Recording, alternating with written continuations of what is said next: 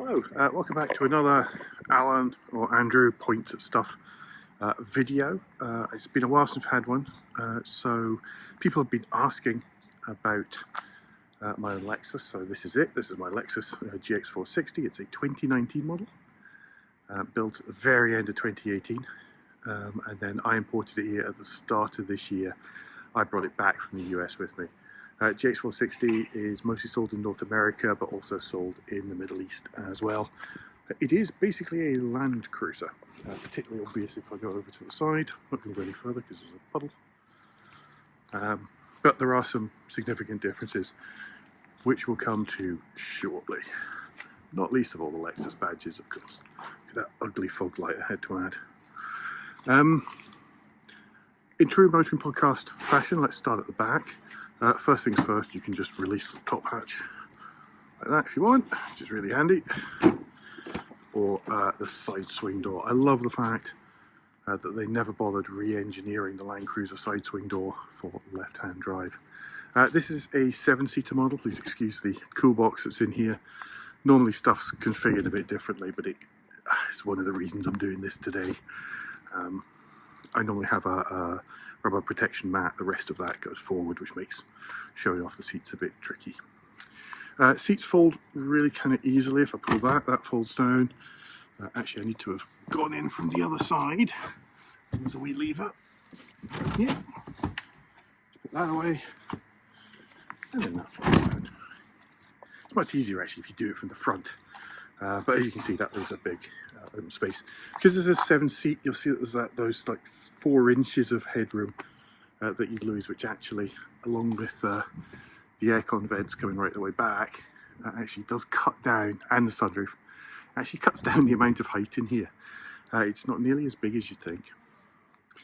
Cup holders in the very back, obviously seat belts. Those ugly squares that are sticking out, there are actually plugs that go in there. They're removed because I've got a luggage cover which wasn't standard in these. I've got one off a Land Cruiser to go in. There's a couple of storage areas in here. I think I've got a warning triangle in here. No, I haven't. I've got a sun thing and a first aid kit, and then there's a toolbox in here. Ooh. A tray of tools and useful things, which lifts out, and then some storage here. 110 volt socket back here. I've got 110 volt tool system, so sometimes I just stick the charger in here because that way I don't have to run it through a power adapter and all of that kind of thing. Before we move forward, you'll see 60/40 split rear seat. There was a 6-seat variant of this, but it's not wonderfully popular. It was quite an expensive option. It gave 2 captain's chairs in the middle. But where it really falls down is if you put stuff in the boot, then it can just run back through between the 2 seats. Instead of that, and you can see I've got the bench, which is more common. If I pull this lever, then you see this side slide, rocks and rolls, and then you've got access to the back there, and that's how you get in and out of the back seats. That middle bit also folds on its own. You can sort of configure that, or it folds with the far side. Seats, gosh, that was an old person noise. Seats slide and seat slide and tilt as well. And there's armrest in the middle, cup holders in the middle of the middle. Down here, we've got heated outer seats. And we've got controls for the AC for the back. There's a separate air conditioner in the side of the boot. As you can see, I've added 12 volt USB plugs down there because it's an old platform, so you don't get them. But curtain airbags right the way back, so your own air conditioning system. It's because it's quite a narrow car. People complain about shoulder room, but otherwise leg room and stuff, it's really pretty comfy. Let's go around to the driver's seat. Now, bear in mind, this is my own car, so it is lived in as opposed to being a presser. In here, you'll see I've actually got a full set of these, the rubber mounts. That's what's normally in. I see I was doing luxury chauffeur stuff yesterday for my mum and some friends, so there was that. Let's hop in properly, shall we? some knee, you get some knee action in a minute. Lots of sort of American luxury in here. I didn't really want black on the outside. I didn't want white on the outside, and I didn't really want silver.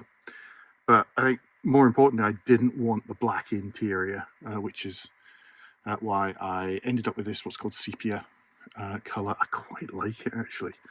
There is quite a lot of shiny wood and stitched leather and all of that kind of thing, but that's because it's American. Up here, I've got sunroof, tilt slide glass, cover over it. I prefer the cover shut, it's just quieter. And then this is kind of fun. There's the mirror for keeping an eye on everyone in the back seat. And many people don't realise for years that you can keep your pair of Skoda Karoq branded sunglasses in there, and that folds up. Again, all the usual kind of stuff. Safety Connect, it actually shows a green line. It means it still works. Rear view mirror up here, I don't know how clearly you can see that, but there's also buttons along the bottom for sort of home link and opening electric garage doors and all sorts of very, very American things. The dashboard in here is slightly different from the sort of the Land Cruiser of the same age. Here it's a different layout. This version didn't come with CarPlay. Instead, what I've done is under the manuals and beside the Duncan's napkins, I've added a little Android computer, which gives me Apple CarPlay or Android Auto, should you wish. Really, the thing that people want to know about this, one of the biggest differences, of course, comes under the bonnet. And hopefully I've just pulled the lever properly. Let's hop out. It should come back in a moment. Wander around. That's the big difference, really, is the 4.6 litre V8 petrol engine, which is a bit dusty here because I'm still trying to clear. I'm still trying to clean Iowa out of it. I mean, it's been, what, 18 months since I drove across Iowa in a day, and the amount of dust from the dirt roads and stuff is still everywhere. But yeah, so there's same 4.6 V8 as you get in many of the Lexus LS that were sold in the UK as part of the hybrid. It's the same block essentially as stuff like the LC500. But a different head. They of course have heads by Yamaha, this one here, and they put out like 500 and something horsepower. Here we're talking 301 horsepower and lots of torque and understressed, so in theory this should run forever and ever and ever. It's not the prettiest. This is the first facelift. The original only had a short grille, not the spindle grille. This is the facelift, which got the spindle grille, and the next generation on got LED headlamps, and it also got the diamond spindle grille, and it really is very Predator-like. This isn't so bad. I don't know if it isn't so bad or if it's just sort of grown on me and I've just got used to it. Loads of other things, standard sort of Toyota alloys and stuff. The big difference for me, I mean, I drove the new Land Cruiser recently, and I'll put a link somewhere on the screen for that. But the big difference in this for me is refinement. So if I shut up for a second.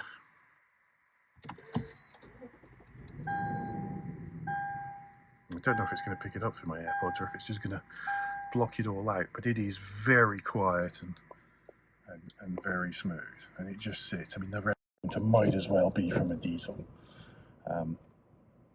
So it's very quiet, it's very smooth. It's just there, and you just kind of mostly waft, to be honest. You can put the foot down, but it's really a refined V8 rather than a rorty V8. When you put the foot down, it does sort of start to sound a little bit, you know, well, it's generally trying to summon, doing a good job of trying to summon tankers into Grangemouth and stuff. Here we've got the sort of aircon ventilation. You cannot, unless you desolder and resolder bits in the PCB, you can't change it from degrees freedom to Celsius, which is a bit annoying. We've actually got a CD. I don't know if it plays DVDs. I've never put anything in it. I know there isn't anything in it because I have pressed that as well. Some models got an in-dash CD changer. Some people specified the Mark Levinson stereo. Say CarPlay and stuff is all run through the box, which does a cool man-in-the-middle attack. But it has some of the other things for press audio. Then it will do AM, FM, satellite radio, and I can link, I can actually link my phone or an iPod straight up to this, as well as what's going on there. Sat radio is basically it's not quite DAB, but it's essentially FM. But the FM radio works just fine. Controls down here, volume, skip and whatever on the other side. These are really nicely damped. I know the whole thing looks a bit plasticky, but it's plasticky like a Denon stereo or something. Not like Amstrad's finest. Just things like central diff lock, all that kind of fun stuff. The nav doesn't like being outside of North America. All it gives me is my current position. I can try to tell it destinations and points of interest and guide me to Plymouth Rock and all that kind of fun stuff.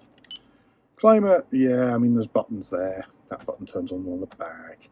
There's some UI. You can see how dated this is, really. I just let it do its stuff. What else have I got? I've got a phone. There's some, no, I paired everything through the other unit. There's Lexus App Suite and stuff. Can't get any of that to work.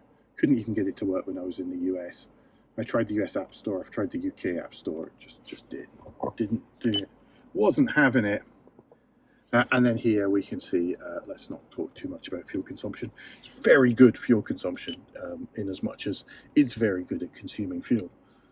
But other than that, that's its biggest crime, and actually it's a very, very nice place to be. This is the premium trim, not luxury. Weirdly, it's the luxury that got all sorts of stuff like the crawl control, which I've added here, and it also had the air suspension. Air suspension, people view it as a little bit on the problematic side. It's problematic because airbags wear out over time, and at about 180, 190,000 miles, people were having issues and having to look at replacing airbags. This has done, how many? 66,995 miles right at the moment. So it's barely running. Service intervals are every 5,000 miles for the oil change, which is often.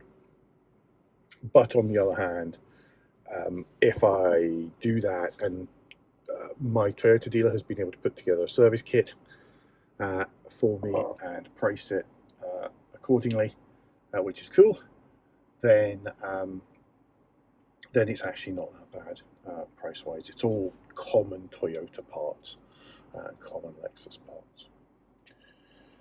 So that's really it. I've talked about this before. There is a full podcast about this car and about living with this car, which was done when I was still in the US with it. If there's demand, I'll happily do another one from the UK. But in the meantime, this has been my Lexus GX460.